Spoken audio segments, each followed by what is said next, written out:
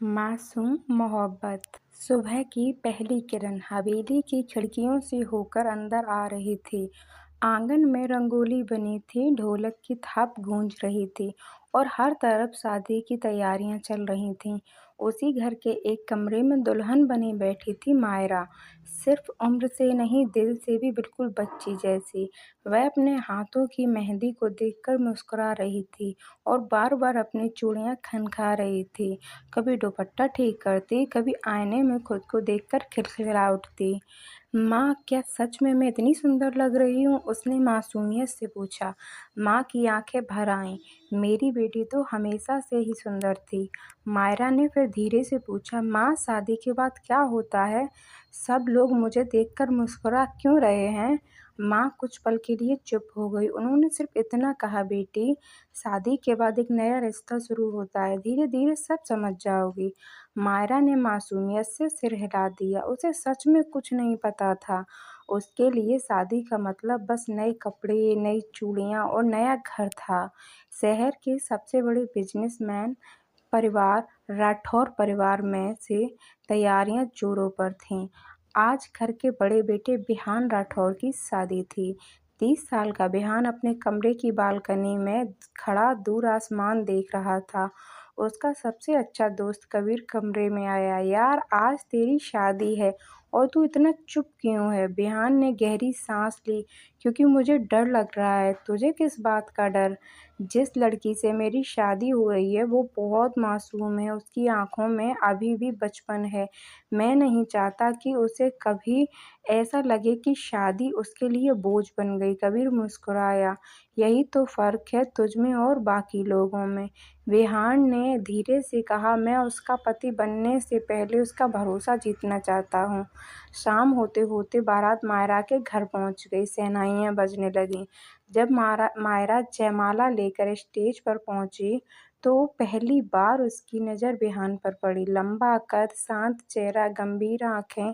उसे देखकर मायरा थोड़ी घबरा गई। उसने धीरे से अपनी सहेली के कान में पूछा, ये हमेशा इतने चुप रहते हैं क्या? सहेली हंस पड़ी। आज से यही तुम्हारे पति हैं।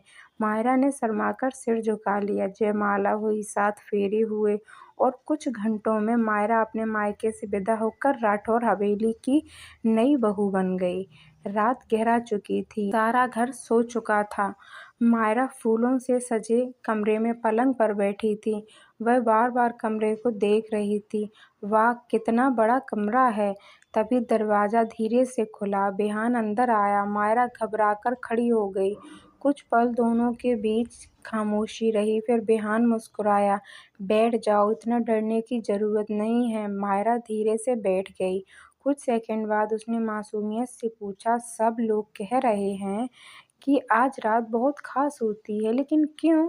बियान ने इसकी आंखों में देखा। उन आंखों में कोई झिझक नहीं थी, सिर्फ एक मासूम सवाल था। बिहान समझ गया कि मायरा सचमुच इन बातों से अनजान है। उसने हल्की मुस्कान के साथ कहा, आज की रात इसलिए खास है क्योंकि आज से हमारी दोस्ती शुरू होती है। मायरा हैरानी से बोली, दोस्ती? हाँ, पहले दोस्त बनेंगे, बाकी रिश्ते अपने समय पर खुद खूबसूरत हो जाएंगे। यह कहकर बिहान ने अलमारी से एक तकिया निकाला और कमरे के सोफे पर रख दिया। मायरा ने तुरंत पूछा, आप वहाँ क्यों सो रहे हैं? क्या मैंने कोई गलती कर दी? बिहान मुस्कुराया, नहीं, बिल्कुल नहीं। मैं सिर्फ चाहता हूँ कि तुम्हें इस नए घर में सहज महसूस करने का समय मिले। मायरा ने धीरे से अच्छा कहा, लेकिन उसके मन में एक सवाल घर कर गया। क्या बिहान मुझसे प्यार नहीं करते? उसे नहीं पता था कि सोफे पर लेटा हुआ आदमी अपनी हर इच्छा से ज्यादा उसकी मुस्कान और उसके भरोसे की रक्षा कर रहा था। सुबह की पहली किरण कमरे में आई तो मायरा की आंख खुली। उसने सबसे पहले सोफे की तरफ देखा। बिहान अभी भी वहीं सो रहा था। वह कुछ देर तक उसे देखती रही और मन ही मन सोचने लगी, क्या सच में इन्हें मेरे साथ रहना अच्छा नहीं लगता? तभी बिहान की आंख खुल गई। उसने मुस्कुराकर कहा, गुड मॉर्निंग। मायरा ने भी हल्की मुस्कान दी, लेकिन उसके मन में उठ रहे सवाल कम नहीं हुए। नीचे पूरा परिवार नई बहू का इंतजार कर रहा था। मायरा जैसे ही सीढ़ियां उतरी, सबकी नज़र उसी पर टिक गई। उसने एक-एक बड़े का आशीर्वाद लिया। घर की दादी ने प्यार से उसके सर पर हाथ फेरते हुए कहा, "हमारी बहू तो लक्ष्मी है।" मायरा शर्मा गई। पूरे दिन बिहान हर छोटी-छोटी बात का ध्यान रखता रहा। जब वह भारी साड़ी संभाल नहीं पा रही थी तो उसने बिना कुछ कहे उसका पल्लू ठीक कर दिया। खाने की मेज़ पर उसने उसकी पसंद का खाना उसके सामने रख दिया, लेकिन जितना वह उसका ख़्याल रखता उतना ही उससे एक कदम दूर रहता। रात को फिर वही हुआ। बिहान सोफ़े पर जाकर लेट गया। मायरा करवट बदलते हुए सोचती रही, अगर ये मुझसे प्यार करते हैं तो मेरे पास क्यों नहीं आते? उसकी आँखों में बिना वजह आँसू आ गए। अगली सुबह मायरा की ननंद नैना उसे छत पर ले गई। दोनों कपड़े सुखा रही थीं कि अचानक नैना मुस्कुराकर बोली, "भाभी, भैया परेशान तो नहीं करते?" मायरा मासूमियत से बोली, "नहीं, वो तो मेरे पास ही नहीं आते।" नैना हँसते-हँसते रुक गई। उसने सोचा शायद भाभी मज़ाक कर रही है, लेकिन मायरा की आँखों में उदासी देखकर वह चुप हो गई। उधर बिहान अपने दोस्त कबीर से मिलने गया। कबीर ने पूछा, "कैसी चल रही है शादीशुदा ज़िंदगी?" बिहान ने गहरी सांस लेते हुए कहा, "मुझे डर लगता है। मायरा बहुत भोली है। मैं चाहता हूँ कि वो पहले इस रिश्ते को समझे, मुझ पर भरोसा करे, फिर कभी उसे ऐसा न लगे कि मैंने उससे कुछ छीन लिया।" कबीर ने उसके कंधे पर हाथ रखा, "तू सही कर रहा है, लेकिन अगर तूने उसे सच नहीं बताया तो वो गलत समझेगी।" बिहान चुप हो गया। उसे भी एहसास था कि उसकी खामोशी ही मायरा की सबसे बड़ी उलझन बनती जा रही है। शाम को अचानक तेज बारिश शुरू हो गई। मायरा बच्चों की तरह खुश होकर आंगन में भाग गई और बारिश में भीगने लगी। वह घूम-घूम कर हँस रही थी। तभी बिहान ने उसे देखा और तुरंत छाता लेकर बाहर आया। "मायरा, अंदर चलो, तुम्हें सर्दी लग जाएगी।" मायरा ने मुस्कुराकर कहा, "थोड़ी देर और, मुझे बारिश बहुत पसंद है।" बिहान उसके पास आया और बिना डाँटे उसके सिर पर छाता कर दिया। मायरा पहली बार उसके इतने करीब खड़ी थी। हवा से उसकी एक लट बार-बार चेहरे पर आ रही थी। बिहान ने एक पल को हाथ बढ़ाया, फिर खुद को रोक लिया। उसने बस धीरे से कहा, "चलो, अगर तुम बीमार पड़ गई तो मुझे बिल्कुल अच्छा नहीं लगेगा।" मायरा ने पहली बार उसकी आँखों में अपने लिए सच्ची चिंता देखी। उसका दिल जोर से धड़कने लगा। लेकिन अगले ही पल बिहान फिर उससे दूर हो गया। मायरा की मुस्कान फिर हल्की पड़ गई। रात को मायरा बालकनी में अकेली बैठी चाँद को देख रही थी। बिहान भी वहाँ आ गया। कुछ देर दोनों खामोश रहे। फिर मायरा ने धीमी आवाज़ में पूछा, "एक बात पूछूं?" बिहान ने सिर हिलाया। मायरा की आंखें नम हो गईं। "क्या मैं आपको पसंद नहीं हूँ?" यह सुनकर बिहान जैसे ठिठक गया। उसने कभी नहीं सोचा था कि उसकी चुप्पी मायरा को इतना दर्द दे रही है। वह धीरे से उसके सामने बैठ गया और बोला, "मायरा, अगर मैं कहूँ कि मैं तुम्हें जितना तुम सोच भी नहीं सकती उससे कहीं ज़्यादा चाहता हूँ।" तो मायरा ने हैरानी से उसकी तरफ देखा। बिहान ने आगे कहा, "लेकिन मैं तुम्हारी मुस्कान से ज़्यादा अपनी कोई इच्छा पूरी करना नहीं चाहता। मैं चाहता हूँ कि तुम इस रिश्ते में हर कदम अपनी खुशी और अपनी समझ से बढ़ाओ। मैं तुम्हारा इंतज़ार कर सकता हूँ, क्योंकि प्यार में जल्दबाजी नहीं, धैर्य सबसे बड़ी ताकत होती है।" यह सुनकर मायरा की आंखों में आंसू बह निकले। उसने पहली बार महसूस किया कि सामने खड़ा इंसान उससे दूर नहीं बल्कि उसकी मासूमियत की हिफाज़त कर रहा है। उसके दिल में बिहान के लिए सम्मान और अपनापन पहले से कई ज़्यादा गहरा हो गया। अगली सुबह मायरा की आंखें खुलीं तो उसके चेहरे पर कई दिनों बाद सुकून भरी मुस्कान थी। रात की बात उसके दिल में बार-बार घूम रही थी। अब उसे समझ आने लगा था कि बिहान उससे दूर इसलिए नहीं रहते क्योंकि वे उससे प्यार नहीं करते, बल्कि इसलिए क्योंकि वे उसके मन का सम्मान करते हैं। नीचे नाश्ते की मेज़ पर पूरा परिवार बैठा था। मायरा चाय लेकर आई तो उसका हाथ हल्का सा काँप गया। कप गिरने ही वाला था कि बिहान ने तुरंत उसका हाथ थाम लिया। दोनों की नज़रें मिली। मायरा का चेहरा शर्म से लाल हो गया।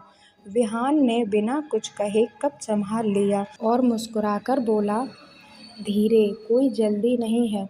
यह सुनकर मायरा के चेहरे पर भी हल्की सी मुस्कान आ गई। पूरा परिवार पहली बार दोनों को साथ मुस्कुराते देखकर खुश हो गया। शाम को बिहान ने कहा, चलो तुम्हें शहर घुमा लाता हूँ। मायरा की खुशी का ठिकाना नहीं रहा। उसने पहली बार अपने पति के साथ बाहर जाने के लिए बड़ी उत्सुकता से तैयारी की। बाजार में वह हर छोटी चीज़ देखकर रुक जाती। कभी रंग बिरंगी चूड़ियाँ, कभी खिलौने, कभी गुब्बारे। विहान उसे देखकर मुस्कुरा देता। अचानक एक छोटी सी बच्ची गुब्बारा खरीदने के लिए रोने लगी। मायरा ने बिना सोचे अपना गुब्बारा उस बच्ची को दे दिया। विहान उसकी मासूमियत देखता रह गया। उसने मन ही मन सोचा, जिस लड़की के दिल में इतना अपनापन है, उसे कभी आंसू नहीं आने दूंगा। लौटते समय उसने मायरा के लिए चांदी की पायल खरीदी। मायरा ने हैरानी से पूछा, मेरे लिए? विहान ने सिर्फ इतना कहा, हाँ, क्योंकि तुम्हें देखकर ये अच्छी लगी। मायरा ने पहली बार उस तोहफे को नहीं बल्कि देने वाले की नीयत को महसूस किया। राठौर हवेली में हर कोई मायरा से खुश नहीं था।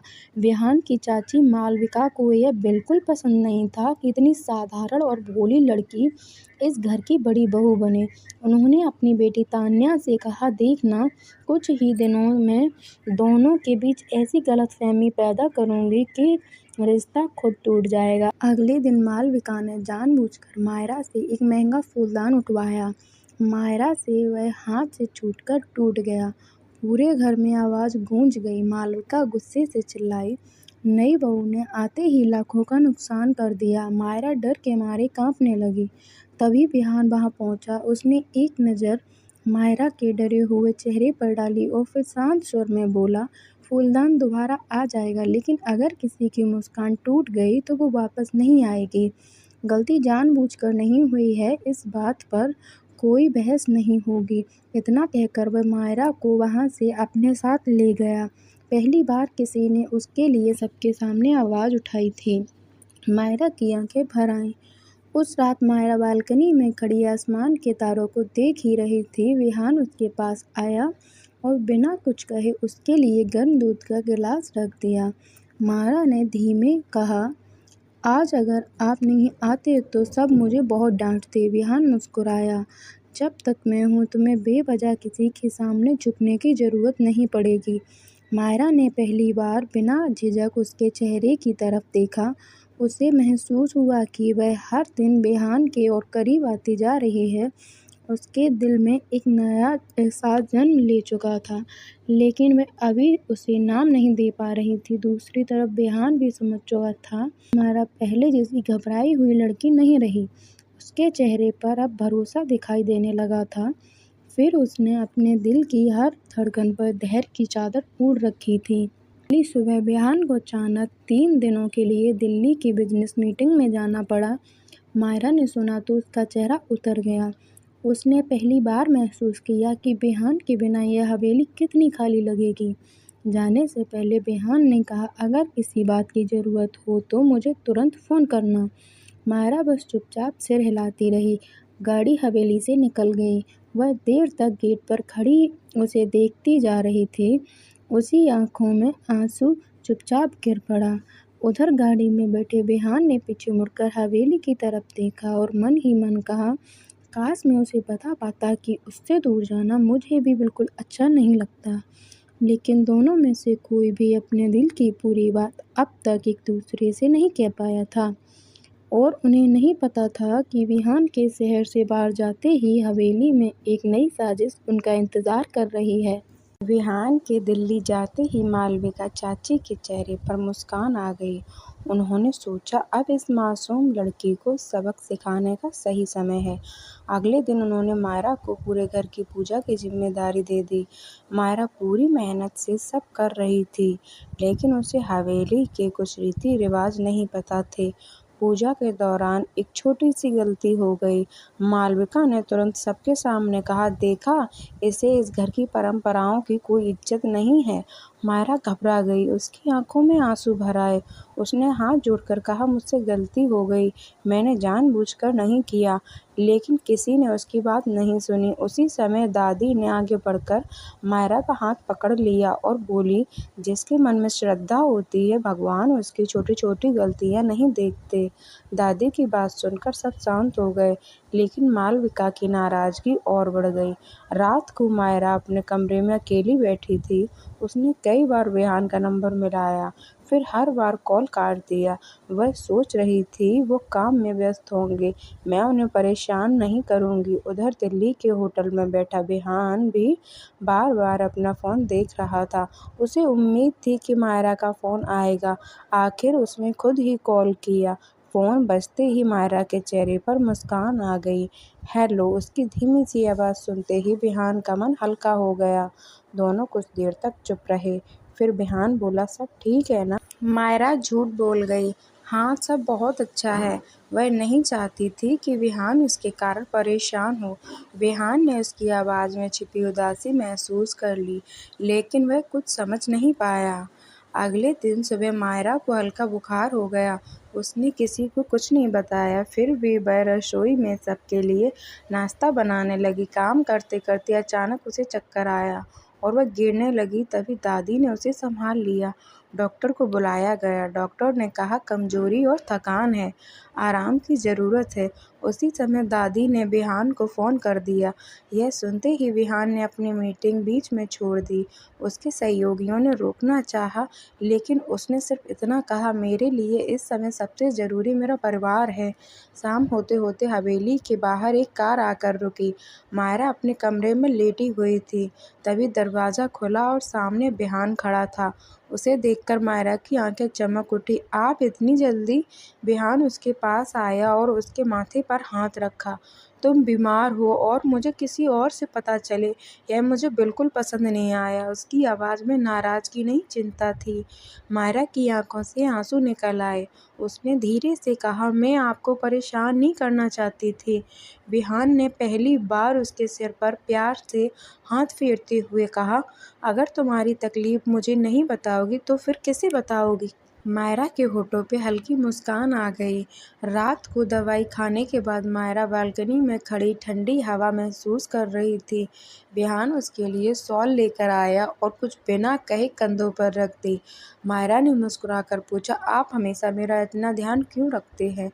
विहान कुछ पल उसे देखता रहा, फिर बोला, क्योंकि तुम्हारी मुस्कान मेरे दिन की सबसे खूबसूरत शुरुआत और सबसे सुकून भरा अंत है।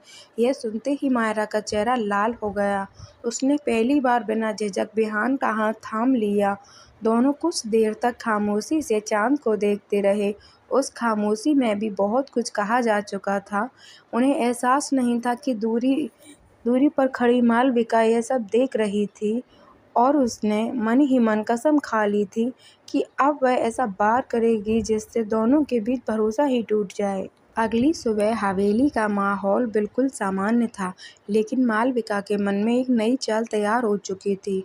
उन्होंने तान्या से कहा, अगर किसी रिश्ते को तोड़ना हो तो उसके बीच में शक पैदा कर दो। उसी दिन विहान ने एक पुरानी दोस्त समीरा बिजनेस के सिलसिले में हवेली आई। मायरा ने पहली बार उसे देखा। समीरा आत्मविश्वासी, पढ़ी लिखी और आधुनिक सोच वाली लड़की थी। वह आते ही मुस्कुराकर विहान से बोली, इतने साल बाद भी तुम बिल्कुल नहीं बदले। दोनों को हंसते हुए बात करते देखकर मायरा के मन में हल्की सी बेचैनी हुई।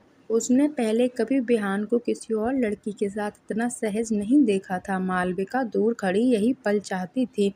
उन्होंने मायरा के कान में धीरे से कहा, बेटा, ये लड़की पहले विहान की जिंदगी में बहुत खास थी। यह सुनते ही मायरा का दिल धड़क उठा। उसने कुछ नहीं कहा, लेकिन पहली बार उसके मन में एक अनजाना डर पैदा हो गया। पूरे दिन मायरा चुप-चुप रही। रात को विहान कमरे में आया तो उसने देखा कि मायरा खिड़की के पास बैठी चाँद को देख रही है। उसने मुस्कुराकर पूछा, आज इतनी खामोशी क्यों है? मायरा ने बनावटी मुस्कान के साथ कहा, कुछ नहीं, बस ऐसे ही।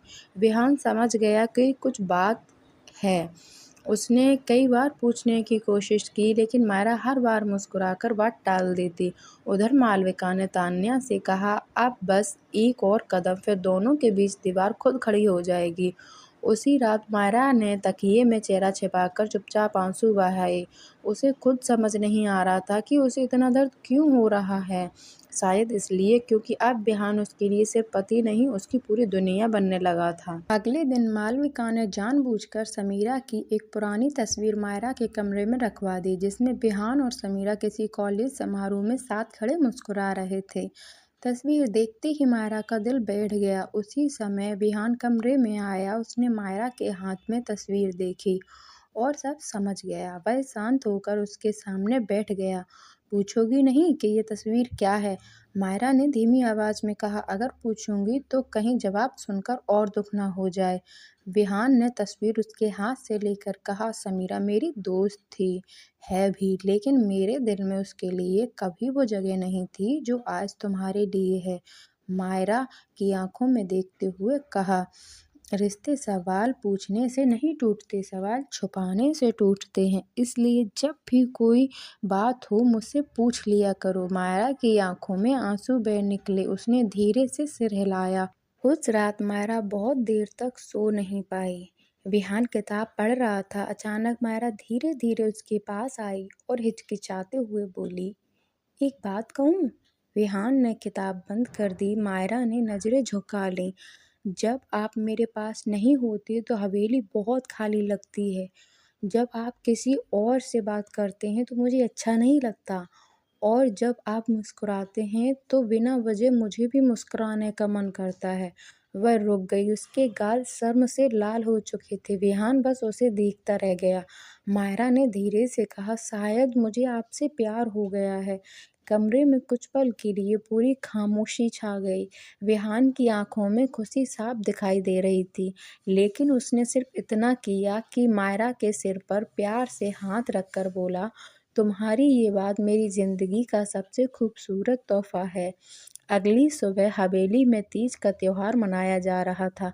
मायरा ने पहली बार पूरी खुशी से 16 श्रृंगार किया। लाल साड़ी, हाथों में हरी चूड़ियां, माथे पर छोटी सी बिंदी और पैरों में वही चांदी की पायल जो बिहान ने उसे दी थी।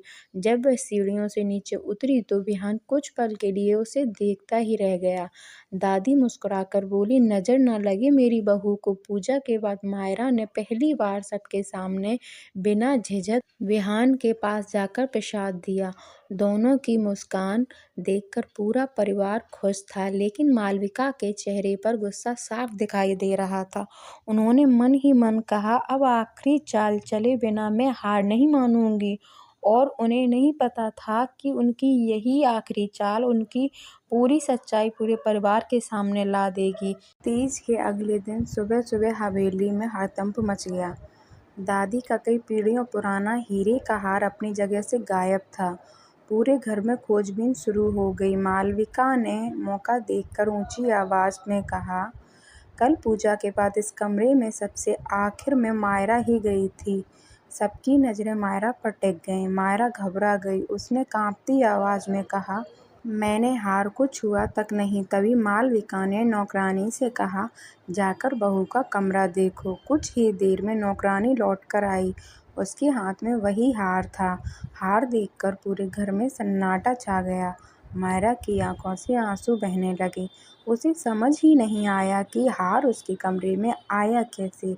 उसने रोते हुए कहा, मैंने सच में कुछ नहीं किया। लेकिन उसकी बात सुनने वाला कोई नहीं था। तभी सीढ़ियों से उतरते हुए बिहान की आवाज़ गूंजी, बस अब एक शब्द भी नहीं। बिहान सीधी मायरा के पास गया।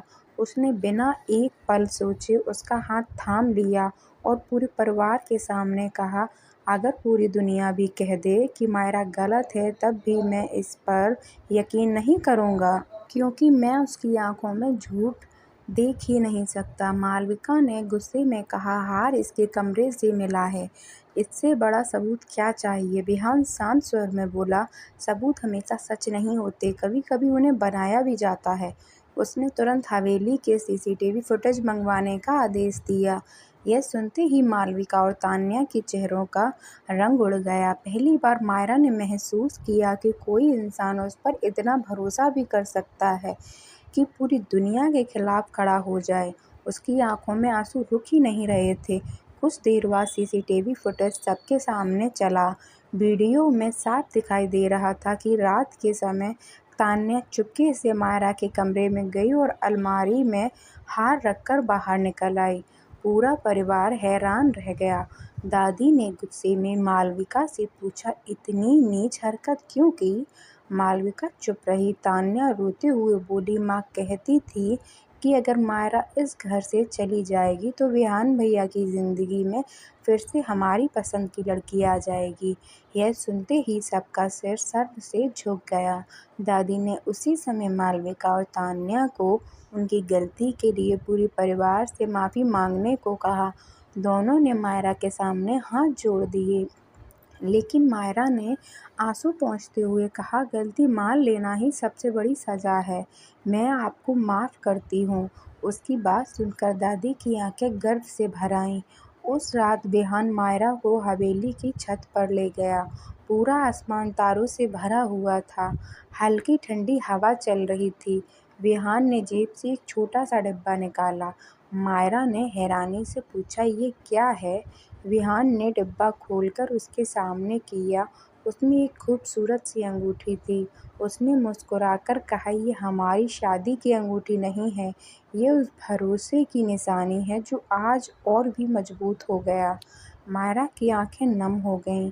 विहान ने धीरे से उसकी उंगली में अंगूठी पहनाई। मायरा ने मुस्कुराते हुए कहा, आप जानते हैं, मुझे दुनिया का सबसे कीमती तोहफा पहले ही मिल चुका है। विहान ने पूछा, क्या? मायरा ने उसका हाथ अपने हाथों में लेकर कहा, आपका भरोसा। दिन बीतते गए। अब मायरा पहले जैसी डरी सहमी लड़की नहीं रही थी। वह पूरे घर की जिम्मेदारियां समझने लगी थी, लेकिन उसकी मासूमियत आज भी वैसी ही थी। एक शाम तेज बारिश हो रही थी। बिजली चली गई। मायरा को बचपन से गरजते बादलों से डर लगता था। बिजली की तेज आवाज़ सुनते ही वह घबरा गई। उसी समय विहान कमरे में आया। उसने देखा कि मायरा डर के मारे कांप रही थी। उसने धीरे से उसका हाथ अपने हाथ में लिया और बहुत नरमी से कहा, डरने की जरूरत नहीं है, मैं यहीं हूँ। मायरा ने बिना कुछ सोचे उसका हाथ कसकर पकड़ लिया। कुछ पल बाद उसने अपना सिर उसके कंधे पर टिका दिया। बाहर बारिश लगातार बरस रही थी, लेकिन कमरे के अंदर दोनों के बीच पहली बार इतनी गहरी शांति थी कि बिना कुछ कहे भी उनके दिल एक दूसरे की धड़कनें सुन पा रहे थे। उसी पल दोनों को एहसास हुआ कि उनका रिश्ता अब सिर्फ भरोसे का नहीं, बल्कि गहरे और सच्चे प्रेम का बन चुका है। समय धीरे धीरे बीतता गया। अब मायरा पहले वाली घबराई हुई लड़की नहीं रही थी। उसने अपनी पढ़ाई फिर से शुरू कर दी। विहान हर शाम उसके साथ बैठकर उसे पढ़ाता। जब भी वह किसी सवाल का सही जवाब देती, विहान मुस्कुराकर कहता, मुझे तुम पर गर्व है। मायरा हर दिन महसूस कर रही थी कि उसका पति सिर्फ उसका जीवन साथी नहीं, बल्कि उसका सबसे बड़ा सहारा भी है। अब दोनों घंटों बातें करते, साथ चाय पीते और हवेली की छत पर बैठकर अपने सपनों के बारे में बात करते। एक रात चांदनी पूरे आंगन में फैली हुई थी। मायरा धीरे धीरे चलते हुए विहान के पास आई। उसकी आंखों में अब पहले जैसी झिझक नहीं थी। उसने मुस्कुराकर कहा, आपने हमेशा मेरा इंतजार किया, कभी मुझ पर कोई दबाव नहीं डाला। शायद इसी वजह से आज मुझे लगता है कि मैं दुनिया की सबसे खुशकिस्मत लड़की हूँ। विहान ने उसका हाथ थाम लिया। मैंने सिर्फ वही किया जो एक सच्चा साथी को करना चाहिए। मायरा की आंखें भर गईं। उसने पहली बार बिना झिझक विहान को गले लगा लिया। विहान ने भी उसे पूरे अपनापन और सम्मान के साथ अपने करीब कर लिया। कुछ दिनों बाद उनकी शादी की पहली सालगिरह थी। पूरा परिवार खुशी से जश्न मना रहा था। रात को जब सब अपने कमरों में चले गए, तब हवेली की छत पर सिर्फ मायरा और विहान रह गए। आसमान में पूरा चांद था और हल्की हवा चल रही थी। मायरा ने धीरे से कहा, आज मैं पहले वाली मायरा नहीं हूँ। आपने मुझे डर से नहीं, भरोसे से जीना सिखाया है। अब मैं इस रिश्ते को पूरे दिल से अपनाना चाहती हूँ। विहान ने उसकी तरफ देखा और बहुत शांत स्वर में पूछा, क्या तुम अपने इस फैसले को लेकर पूरी तरह आश्वस्त हो? मायरा ने मुस्कुराते हुए सिर हिलाया। हाँ, क्योंकि अब मैं सिर्फ आपकी पत्नी नहीं, आपकी सबसे अच्छी दोस्त भी हूँ। विहान ने उसके माथे को प्यार से चूमा और कहा, मेरे लिए तुम्हारी खुशी हमेशा सबसे पहले रहेगी। उस रात दोनों ने एक दूसरे का हाथ थामकर अपने वैवाहिक जीवन की एक नई शुरुआत की। अब उनके बीच कोई झिझक, कोई गलतफहमी और कोई दूरी नहीं बची थी। उनका रिश्ता विश्वास, सम्मान और गहरे प्रेम के साथ पूर्ण हुआ। कमरे के बाहर चांदनी मुस्कुरा रही थी और भीतर दो दिल हमेशा के लिए एक हो चुके थे। कमरे की खिड़की से आती चांदनी पूरे कमरे में बिखर रही थी। फूलों की हल्की सी खुशबू और बाहर चलती ठंडी हवा उस रात को और भी खूबसूरत बना रही थी। मायरा धीरे धीरे कमरे में आई। उसके चेहरे पर वही मासूम मुस्कान थी, लेकिन आज उसकी आंखों में एक नया आत्मविश्वास भी था। उसने देखा कि विहान खिड़की के पास खड़ा आसमान की ओर देख रहा है। उसके कदमों की आहट सुनकर विहान मुड़ा। दोनों की नज़रें मिलीं। कुछ पल तक कोई कुछ नहीं बोला, खामोशी जैसे उनके दिलों की सारी बातें कह रही हो।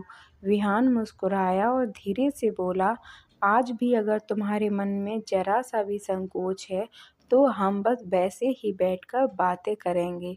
मेरे लिए तुम्हारा सुकून सबसे ज़्यादा मायने रखता है। मायरा की आंखें नम हो गईं। वह उसके पास आई और धीरे से उसका हाथ अपने हाथों में लेकर बोली, पहले मुझे लगता था कि आप मुझसे दूर रहते हैं क्योंकि मैं आपको पसंद नहीं हूँ, लेकिन अब समझ आ गई है, आप मुझे खोना नहीं चाहते थे, इसलिए हमेशा संभाल कर रखा। विहान ने उसके हाथों को हल्के से थाम लिया। मैंने सिर्फ इंतज़ार किया ताकि जब भी हम इस पल तक पहुँचे तुम्हारे दिल में कोई डर नहीं, सिर्फ भरोसा हो। मायरा ने मुस्कुराते हुए सिर हिलाया। और आज मेरे दिल में सिर्फ भरोसा है और आपका साथ। यह सुनकर विहान ने बहुत प्यार से उसके माथे को चूम लिया।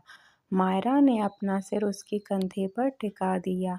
बाहर बारिश की हल्की बूंदें फिर से बरसने लगी थीं। दोनों काफ़ी देर तक अपने बीते दिनों को याद करते रहे।